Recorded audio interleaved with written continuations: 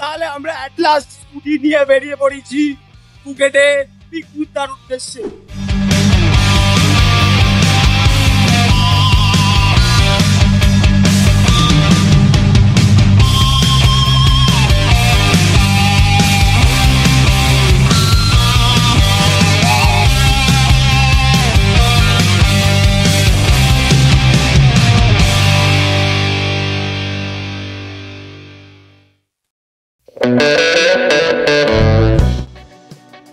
তাহলে ফাইনালি আমি পৌঁছে গেছি ফুকেটে।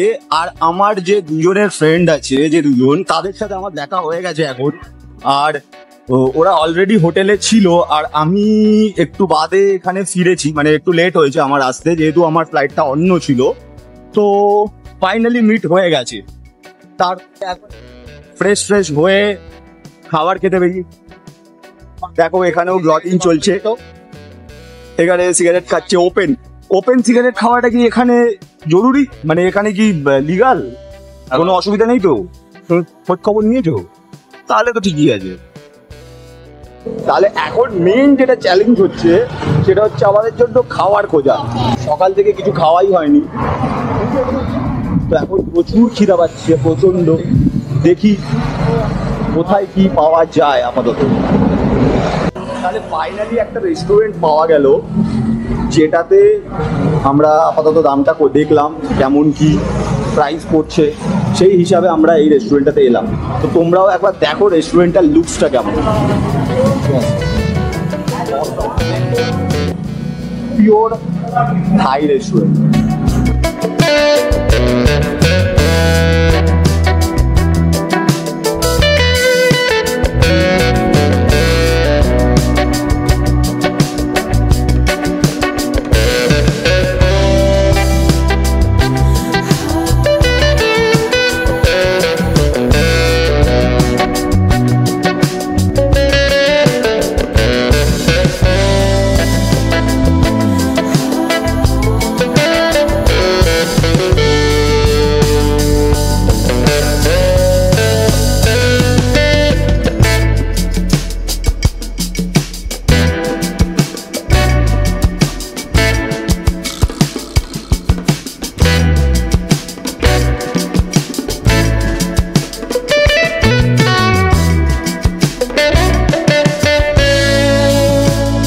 আপাতত আমি এখানে একটু রাইস অর্ডার করেছি, তার সাথে চিকেনের একটা ডিশ অর্ডার হয়েছে। এটাকে কি বলে জানো? মাসামা চিকেন বলছিল, মাসামা চিকেন সামথিং। আর তার সাথে একটা চিকেন উইংস অর্ডার করেছি। আর তার আগে অলরেডি আমাদের নুডলস খাওয়া হয়ে গেছে, নুডলসটা খুব ভালো ছিল। এবারে জানি না এইগুলো কেমন খেতে হবে। অলরেডি জয়ন্তদা ট্রাই করছে, দেখা যাক। জয়ন্তদা কেমন হয়েছে? ইন্ডিয়ার মতো? ইন্ডিয়ার থেকে ভালো?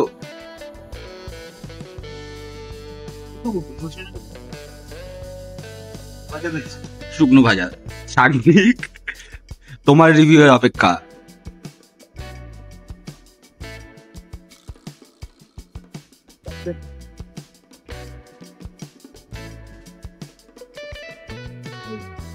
বাহ, সাগ্নিক অন্তত ভালো রিভিউ দিল। এবারে আমি ট্রাই করে দেখি।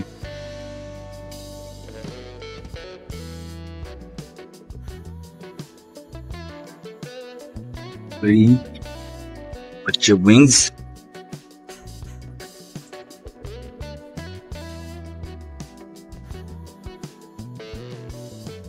এই চাটনিটা আমি আগেও খেয়েছি, চাটনিটা ভালো যায়।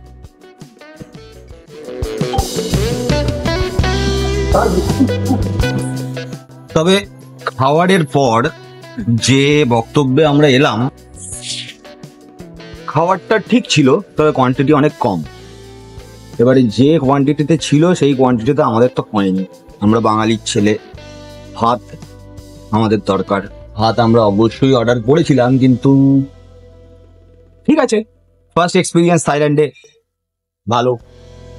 তবে রেস্টুরেন্টের অ্যাম্বিয়েন্সটা খুব ভালো, এটার জন্য A+ রেটিং।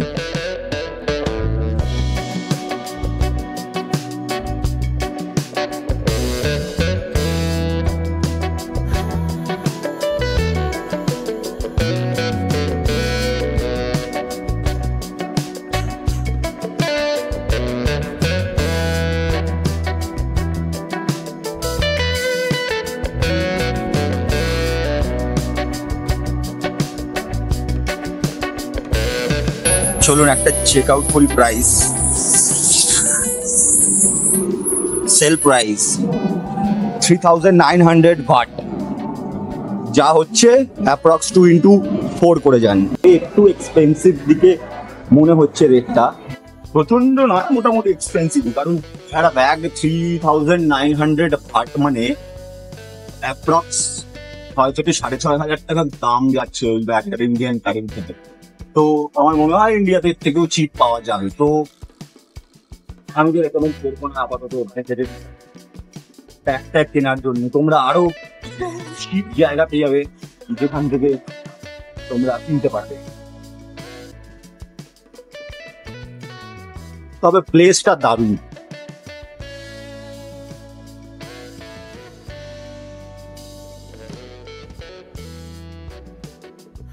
সপ্তাহ এগুলো দেখ।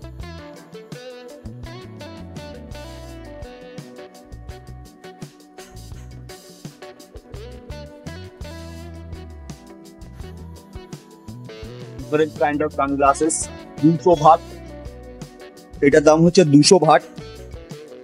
এগুলো সব উপরে 100 ভাট করে, এটা 200 ভাট। এখানে যা যা নেবে 450 ভাট।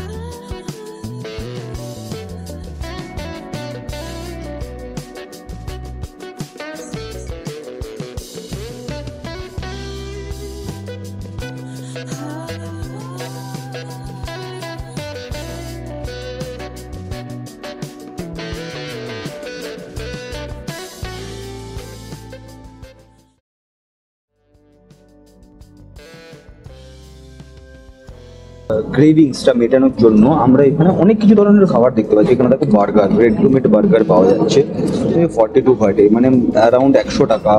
এখানে 80 টাকা। এইগুলো সব বার্গার সব তোমরা এখানে দেখতে পাচ্ছ। এইগুলো হতে পারে, এইগুলো খেতে পারো। তারপর এখানে অলরেডি প্রিমেড স্যান্ডউইচ পাওয়া যাচ্ছে, যেগুলো 27 ভাত করে আছে।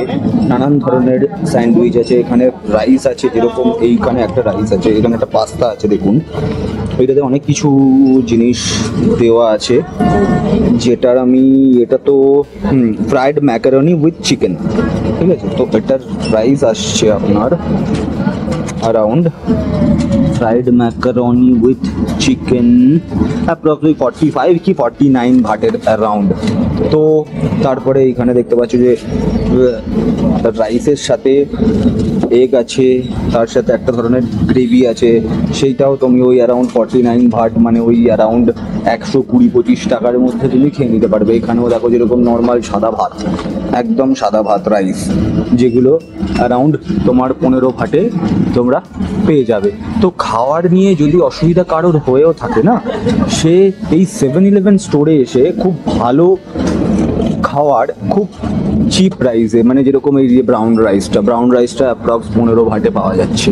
এখানে সব দেখো 15 ভাট নানান ধরনের জিনিস তোমরা খুব অ্যাফোর্ডেবল রেটে পেয়ে যাবে। তো খাওয়ার নিয়ে যদি টেনশন থেকে থাকে, তাহলে থাইল্যান্ডে আসা নিয়ে তুমি ভয় পেও না। 7-Eleven তোমার জন্য লাইফ সেভার হয়ে যাবে। তারপরে এইখানে দেখো, এখানে একটা নুডলস আছে। নুডলসটার নাম হচ্ছে এটা easy choice chicken spaghetti with tomato. তার সাথে নুডলস আছে, চিকেন স্পেগেটি, টমেটো সস আছে।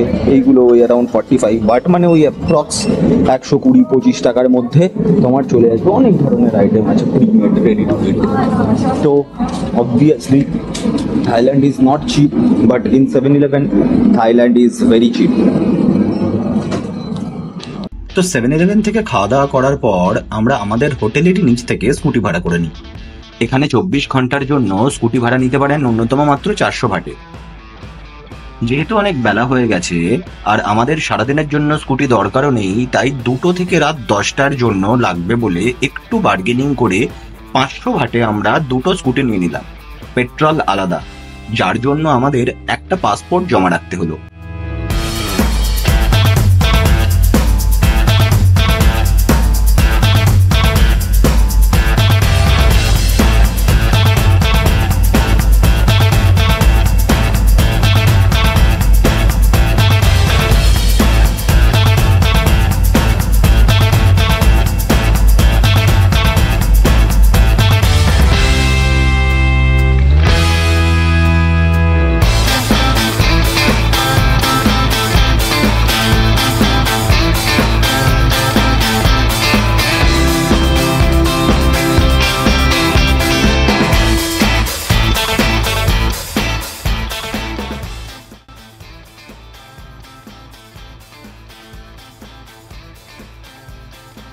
এত উপরে বাইক নিয়ে আসাটা শেষমেশ সাফল্য হলো।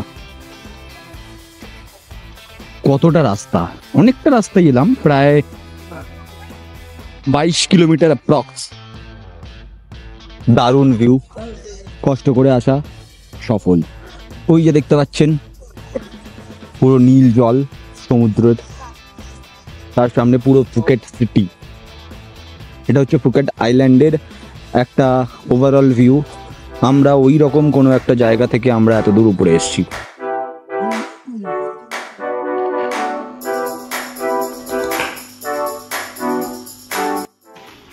এখন আমি রয়েছি বিগ বুদ্ধা টেম্পলের সামনে, যেটা ফুকেটে। তো আমার পিছনে রয়েছে বিগ বুদ্ধা টেম্পল।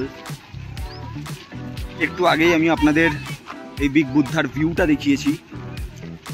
তো এখন আমরা একদম উপরে গিয়ে ওই বিগ বুদ্ধার উপর থেকে ভিউটা কেমন হয় সেটা দেখব।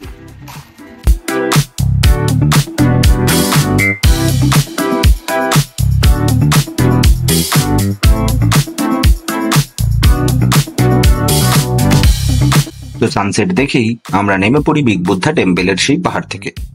নামার সময় উপর থেকে ফুকেট সিটির ভিউ আমাদের আগের রাত থেকে শুরু করে সারা দিনের ট্রাভেলিং এর ক্লান্ততা সেটা মিটিয়ে দিল।